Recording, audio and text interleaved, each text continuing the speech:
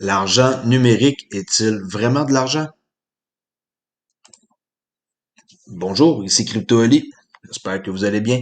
Alors, on commence immédiatement sans tarder comme d'habitude avec CoinGecko avec le prix du XRP qui est à 29 cents 80 en hausse de 2,9% depuis 24 heures et les marchés se portent très très bien avec 6,3% d'augmentation, toujours au-dessus de 1 trilliard de dollars.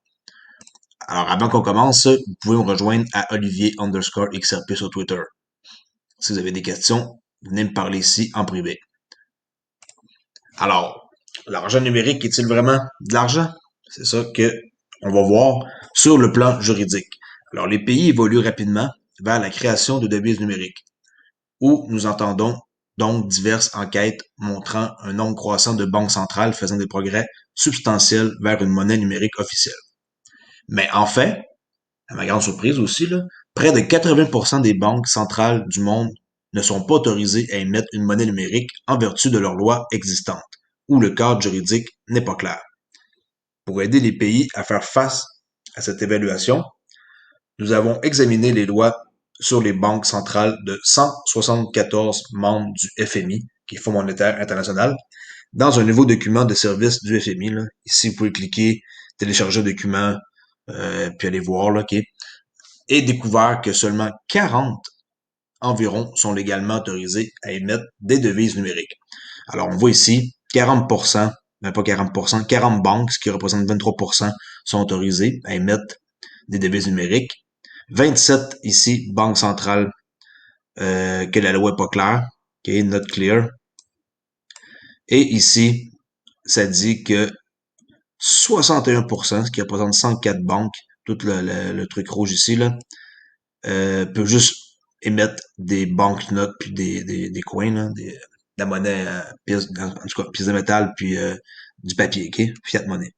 Alors bon, c'est quand même assez décevant. Je pensais que c'était plus que 40, là, c'est pas beaucoup, là. Sur le total de 174. Alors c'est pas énorme. Et ici, on peut voir plus bas dans l'article Retail versus Wholesale, là, ok? De détails et vente en gros, que 15% des banques centrales, c'est pas clair, et qu'il y a seulement ici 10 banques qui représentent 6%, ce que c'est permis là, publiquement d'avoir un compte, puis un gros 146 banques qui représentent 85% qui peuvent juste utiliser, dans le fond, une banque ou dans un État, l'ouverture d'un compte, là, alors avec un employé en plus. Alors, c'est pas tellement clair et c'est pas très évolué. Honnêtement, je pensais que c'était plus que ça. Alors, je te laisse à vous en faire part. L'argent numérique est-il vraiment de l'argent? Oui. Ça, c'est pas ça la question. Mais est-ce que c'est prêt à être en marche? Pas du tout, pas tout de suite. Ou à moins que ça s'accélère à une vitesse fulgurante, puis que ça débloque super vite dans les prochains mois. Alors, on continue ici avec Bcash et Mobile Money qui se connectent via RippleNet pour alimenter les envois de fonds de portefeuille à portefeuille. Aujourd'hui, c'est ça que Ripple dit. Nous sommes ravis d'annoncer notre partenariat avec Mobile Money, une société malaisienne de portefeuille mobile, grâce à RippleNet, le réseau de paiement mondial de Ripple. Euh, Mobile Money s'est connecté à Bcash, le plus grand fournisseur de services financiers mobiles de Bangladesh, qui dessert plus de 45 millions d'utilisateurs. Le partenariat permettra des paiements de portefeuille à portefeuille transparents pour desservir le couloir de transfert de fonds entre la Malaisie et le Bangladesh. Bcash est heureux de s'être associé à Ripple en collaboration avec la Mutual Trust Bank du Bangladesh pour offrir une expérience d'envoi de fonds rentable, rapide, transparent et fiable à plus de 10 millions de Bangladais non résidents dans le monde entier. Saed Mahboob Rahman, directeur général et PDG de Mutual Trust Bank, a ajouté ceci. Nous sommes impatients de permettre les envois de fonds portefeuille à portefeuille de la Malaisie vers le Bangladesh en temps réel. Real-Time Growth Settlement, RTGS qu'on appelle, et en s'associant à Bcash et Ripple. L'année dernière, écoutez bien ça, les envois de fonds du Bangladesh ont atteint un niveau record de 18,2 milliards de dollars américains. La majorité de ces envois de fonds proviennent de la Malaisie, donc aussi des pays du Moyen-Orient et des États-Unis. Alors, vraiment une bonne nouvelle. En date d'aujourd'hui, hier, 13 janvier, ok? Sur Ripple Insight. Une job ici de directeur général à Londres pour RippleNet. OK? Alors, qu'est-ce qu'il recherche? Il recherche un cadre relevant directement du directeur général de RippleNet pour aider à diriger les efforts dans la région et soutenir leur équipe de croissance rapide à Londres. Alors, on voit que Londres, ça commence à se dessiner. Je crois que Londres, ça serait un endroit formidable où ce qui pourrait aller s'établir, en plus que c'est réglementé et que c'est une monnaie numérique là-bas, là, c'est pas une sécurité comme la SEC dit, OK? Ici, je vous montre Lindsay Lohan, que tout le monde doit connaître, là, qui dit que le XRP, pas le XRP, le Ethereum va atteindre 10 000 et le Bitcoin 100 000. Alors, juste regarder, c'est très, très drôle. Là. En passant, elle a été payée pour faire ça. Là, on a trouvé un article, moi puis une autre personne qu'on qu'on se parle là, sur Twitter. Regardez ça. Hi, Crypto Buzz. I'm just here to say that Ethereum is going to $10,000 and Bitcoin is going to $100,000. Enjoy a prosperous 2021, and I hope you get all to drive your Lambos to the moon. Hi, Crypto Buzz. Ah, quand même, hein, c'est spécial. Moi, je l'avais même pas reconnu. Elle a vraiment changé, là. Alors, elle a dit 2021, Ethereum 10 000, Bitcoin 100 000. Assez comique. OK. Ici, j'ai trouvé de la part de Digital Asset Investor, qui est DAI. Il nous montre ici le nouveau chairman de la SEC qu'on voit ici, là, celui-là, là, que ils vont parler ici, c'est une espèce de simulation où ce que il y a eu lieu dans une voyons, comment ça s'appelle dans une université populaire, là, le nom m'échappe. Alors écoutez bien qu'est-ce qu'il va dire, c'est très, très, très intéressant de montrer comment ils savent très bien que les banques centrales qui sont pas encore prêtes, puis il faut qu'ils se dépêchent à être prêtes. Regardez bien qu'est-ce qu'il va dire. Je vais grossir l'écran là. OK. C'est parti. About a Chinese currency Well, I think we have to with start respect. thinking big. We can't be bogged down. We have to that's think thinking about our sideways. intelligence operations as well. We have been Écoutez. leapfrogged by others, by digital currency, Ici. by digital Chinese currency. Why?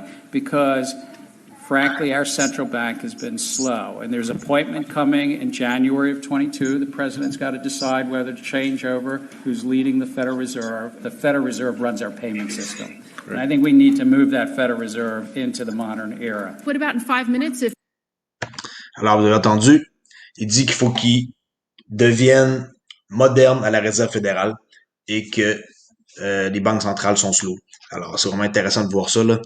C'est surprenant de voir que ça a été filmé. Super de bonne idée.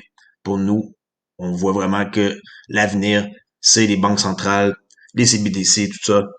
Alors, soyez pas inquiets avec le XRP. Laissez faire les choses, que ça aille en cours, que ça n'aille pas en cours, que ça prenne 3 à 5 ans, comme que le nouveau chairman a dit dans une vidéo que j'ai écoutée hier. Ça pourrait aller en Cour suprême et prendre 3 à 5 ans. Moi, je m'en fous. Je suis là pour le home run, comme on dit au baseball. Alors, je m'en fous que ça prenne beaucoup de temps. Ils vont être considérés comme un peu ceux qui sont les premiers Ripple. Ici, sans s'attaquer à eux, là, qu'est-ce que je voulais dire? C'est qu'ils prennent le plus gros joueur et après ça, lui, il va être la référence pour toutes les autres. Alors, Cardano, Stellar, toutes les autres là, qui existent, ben là, ils vont devoir être comme Ripple, selon, mettons, les critères qu'ils vont considérer. Au lieu d'être le OWI test, qui existe depuis 80 ans, là, ça va être peut-être le Ripple test, et ils vont mettre la réglementation sur la crypto, et tout ce qui est pas Ripple test, par exemple, ils vont tous être out. T'sais, ils vont tous débarquer, puis c'est pour ça qu'on a resté peut-être juste 10% au total de toutes les cryptos qui existent là. Alors, choisissez bien vos cryptos, mais dans mon cours d'investissement sur la crypto-monnaie pour débutants, je vais m'organiser pour vous montrer comment faire pour choisir des bons projets. Alors, on continue ici avec Flare, une nouvelle du 14 janvier par rapport à l'intégration de Litecoin. Pour ceux qui découvrent Flare, pour comprendre ce que signifie intégrer un F, OK, F, là, la lettre, là, F, qu'est-ce que ça veut dire intégrer un F asset?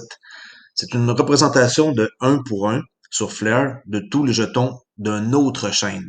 Le protocole F asset de Flare peut être considéré comme un pont sans confiance et non dépositaire d'une chaîne de Flare et vice-versa. Les F assets sont créés et utilisés sans recourir à un tiers, chose qui est vraiment formidable.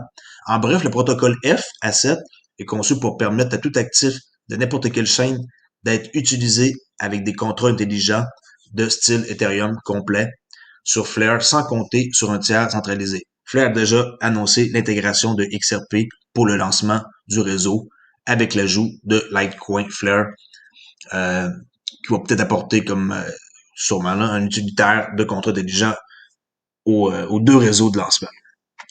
Alors, très intéressant, c'est un article complet, là, allez voir, qui est sur le blog.flare.xyz. Ici, on voit le réseau Flare, la prochaine génération de contrats intelligents. Malheureusement, faut être membre là, pour voir la vidéo avec Hugo Flare. C'est lui le président là, de Flare Network, avec M. San Diego aussi, là, San Diego Valles.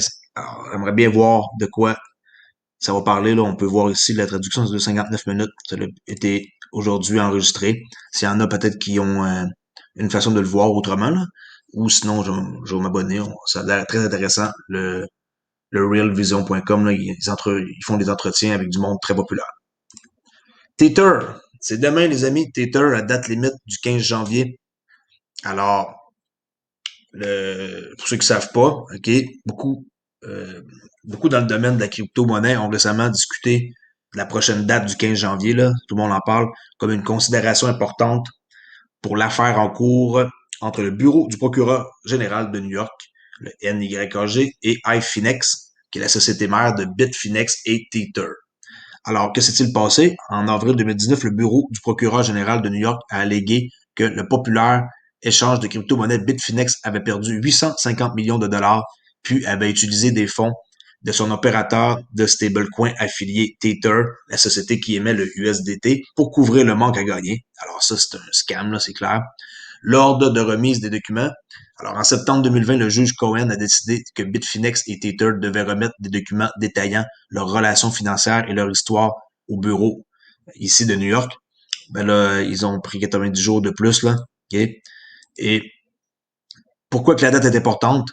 Ben, iFinex doit produire des documents sur le processus par lequel il détermine si, quand et comment émettre et racheter des attaches des banques, des documents et des communications concernant des émissions de rachat spécifiques, ainsi que l'activité de négociation sur la plateforme de trading Bitfinex concernant Tether et Bitcoin.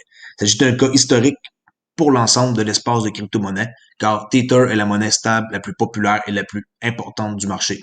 La société qui l'a émise a été impliquée dans de nombreux scandales dans le passé, beaucoup remettant en question le fait qu'il y en qui était soutenu comme par le USD, le dollar US. Alors, ils impriment des dollars, ils achètent Tether et ça fait gonfler le prix du Bitcoin. En gros, c'est ça, combiné à la perte de 850 millions de dollars. Et moi, je pense qu'ils sont dans la merde, Tether, et ça risque de brasser sur la crypto. Kraken qui renforce l'accès crypto avec le lancement de leur nouvelle application mobile Kraken en Europe. Kraken a annoncé aujourd'hui le lancement de la nouvelle application mobile Kraken pour répondre à la demande en croissance rapide des clients à la recherche d'un moyen facile et utile et hautement sécurisé d'investir dans les crypto-monnaies. Eux, ils ont compris comment ça fonctionne. C'est très, très bien fait leur application là, pour ceux qui l'utilisent. SpaceX, avec Elon Musk qui commence à tester le service haut débit Starlink dans la campagne anglaise. Oui, le service à large bande par satellite de SpaceX, Starlink, est actuellement testé au Royaume-Uni après avoir obtenu une licence de régulateur britannique des télécommunications Ofcom.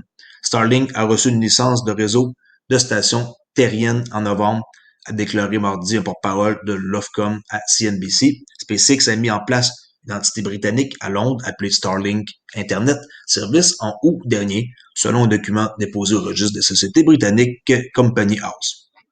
Bravo Elon Musk, donner Internet gratuit dans plusieurs places, là, puis sans avoir besoin d'avoir de l'électricité, là, c'est super. On continue ici avec Vonovia qui émet 24 millions de dollars d'obligations enregistrées numériques à l'aide de Stellar. Et oui, Stellar commence à être pas mal intense. Alors, Stellar s'associe à une entreprise européenne pour promouvoir l'adoption de la blockchain. La société de logement Vonovia a émis une obligation enregistrée entièrement numérique. Félicitations pour un montant de 24,2 millions de dollars pour une durée de 3 ans, a rapporté la société. La société immobilière, basée en Allemagne, a annoncé qu'elle étendait la numérisation du département financier grâce à l'utilisation du projet bien connu de crypto-monnaie et de blockchain Stellar XLM. La société FinTech FirstWire a aidé Vonovia dans le processus d'enregistrement d'obligations numériques. FirstWire prétend être la première place de marché en ligne pour les acheteurs professionnels du marché des capitaux et qui relie directement les prêteurs et les emprunteurs, ainsi que les acheteurs et vendeurs. Alors, XLM évolue vraiment rapidement. Félicitations pour ceux qui en détiennent. La FinCEN, nouvelle ici sur en quoi qu'ils reviennent un peu sur leur période là, de réglementation. Là, au lieu de 15 jours supplémentaires, ils vont avoir 45 jours de plus. Ben, la FinCEN, ceux qui savent pas c'est quoi, c'est Financial Crime Enforcement Network. Là. Ils combattent le crime puis le blanchiment d'argent. Alors, soumise pour la première fois le 18 septembre, ça l'avait choqué le monde parce qu'ils donnaient presque pas de temps pour les gens pour qu'ils réussissent à produire des rapports. Là. Alors, les propositions exigeaient que les échanges stockent les informations sur le nom et les adresses des clients qui transfèrent plus de 3000 $ US en crypto par jour dans des portefeuilles cryptographiques privés, là, comme une Ledger, peu importe, là, okay, et qui déposent des rapports de transactions en devises par les clients qui effectuent plus de 10 000 $ par jour. Alors, un document normal pour 3 000 et plus, un document spécial pour 10 000 et plus par jour, et il avait donné pas assez de temps entre le 18 et le début janvier. Maintenant, il donne un peu plus de temps, 45 jours. Enfin, parce que là, eux autres sont en train de mettre le hammer là-dedans, comme on dit. Alors, pour aujourd'hui, c'est tout. Pas faire une vidéo très très longue. Je vais avoir une très bonne vidéo demain qui s'en vient. OK, alors soyez présents. Je vous dis à demain sans faute. Crypto Oli, abonnez-vous à mon fil Twitter ici, Olivier_XRP. Je vous dis à demain et soyez prudents. Merci, bonjour, au revoir.